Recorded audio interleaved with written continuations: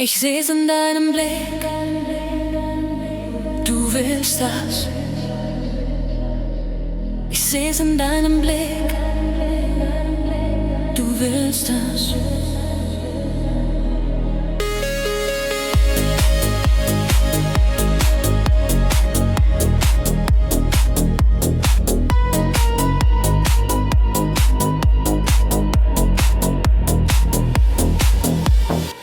Deine Zeit, wie du sie nutzt, die Schmerzen, die du duldest, und dein Körper, wie du ihn formst, und die Menschen, denen du folgst. Deine Heimat, wie du sie liebst, und dein Körper, wie du ihn pflegst. Deine Sprache, wie du sie sprichst, ich seh's in deinem Blick. Du willst das. Ich seh's in deinem Blick. Du willst das.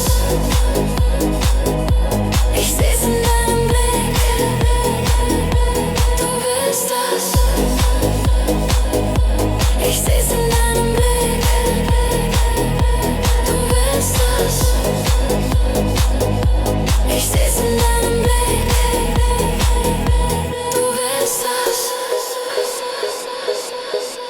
Und die Wörter, die du benutzt, deine Gefühle, die du unterdrückst, deine Träume, die du zerstörst, deine Schmerzen, die du unterdrückst, deine Tränen, die du versteckst, deine Schwächen, die du verbergst, deine Freiheit, wie du sie suchst, ich seh's in deinem Blick.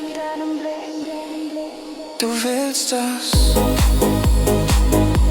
Ich seh's in deinem Blick. Du willst das. Ich seh's in deinem Blick.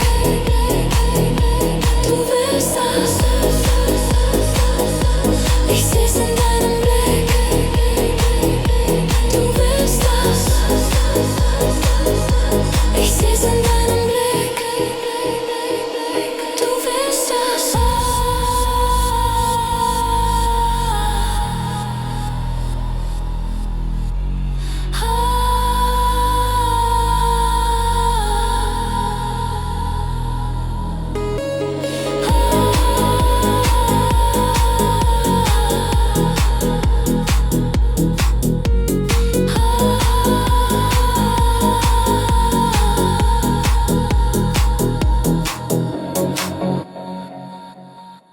Let's just jump right in.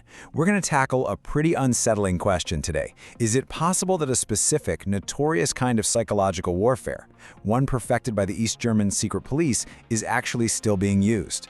We're talking about tactics that aren't just designed to shut people up, but to make them question their own sanity. And this quote, this gets right to the heart of it. The goal was never open oppression. It was a covert war on the mind, a kind of phantom menace that leaves its victims feeling totally alone, confused, and convinced that the problem isn't the state, it's them. So, to really understand what might be happening now, we have to look back. Let's start with where these tactics came from. The infamous East German secret police, the Stasi. They weren't just known for breaking bones, they were known as the soul breakers. The Stasi had a very specific, very German word for this, Zersetzung. Now, that literally translates to decomposition.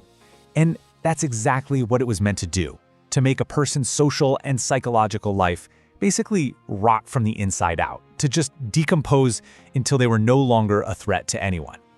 You know, what is so sinister about these methods is how minor they can seem on their own. We're not talking about a knock on the door in the middle of the night. Imagine coming home and your chair has been moved just a couple of inches, or your favorite brand of tea is replaced by one you hate, or they send your spouse an anonymous compromising photo. These are little things, but when they happen over and over again, they create this creeping, crawling paranoia. They're designed to make you feel like you are losing your grip.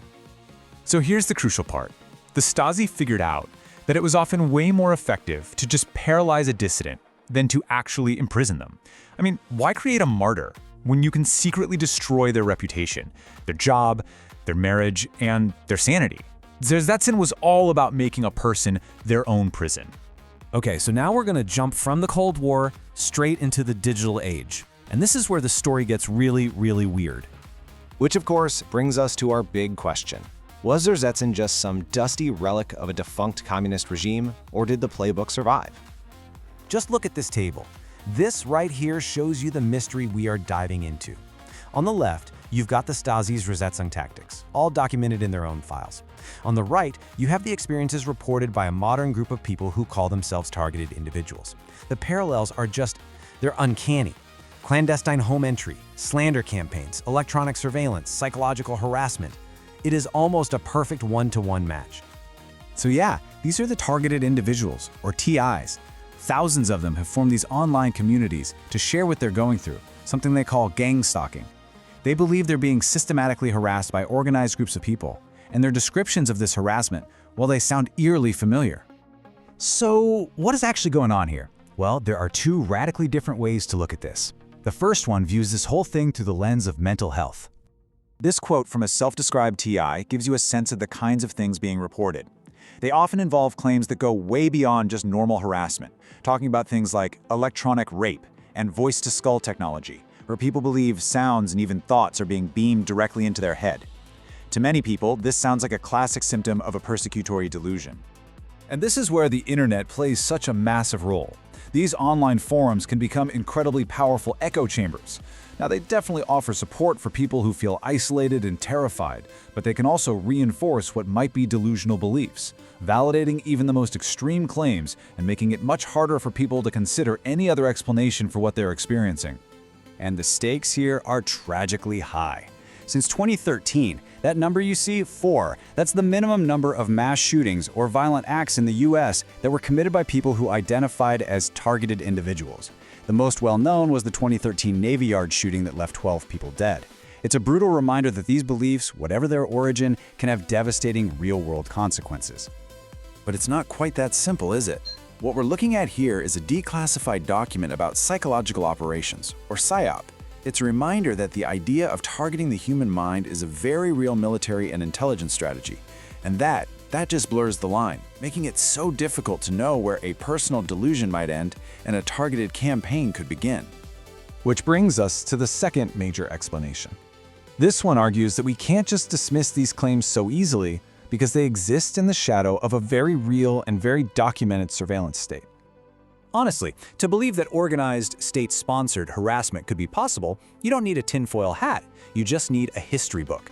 The US government has a long, proven record of using psychological tactics and illegal surveillance against its own people. This timeline shows a really clear pattern.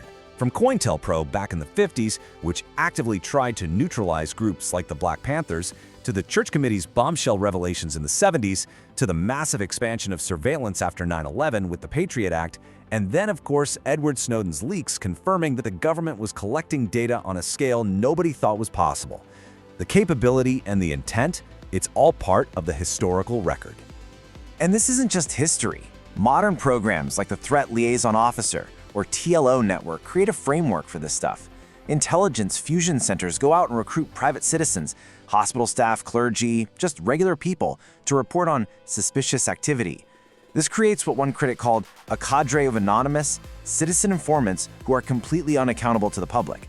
It's a citizen spy network.